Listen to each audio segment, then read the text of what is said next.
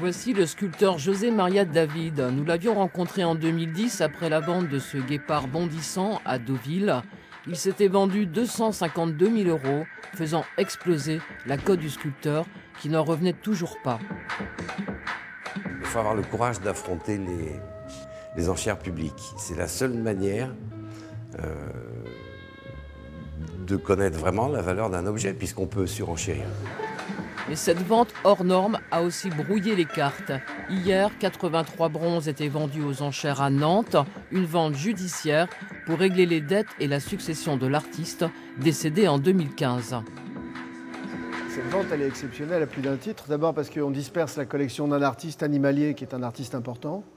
Ensuite parce que nous avons assez d'œuvres pour dire qu'on a une vision assez panoramique sur sa création. Et on a invité chaque collectionneur à ouvrir sa collection, à la commencer ou à la continuer. 400, 600, 800. Il est rare de voir une telle vente sans estimation. C'est pourtant le choix du commissaire-priseur, laisser faire le marché.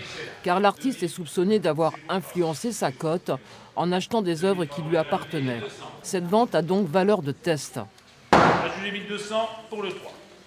C'est vraiment une volonté de notre part de parler plutôt de prix de départ et de laisser faire le marché pour que justement on puisse arriver à une cotation qui soit la plus juste possible, je dirais à la fin de la vente.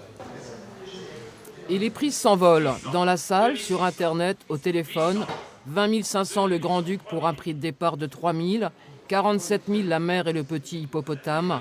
Au total, la vente a rapporté plus de 700 000 €. La cote est désormais fixée pour l'avenir.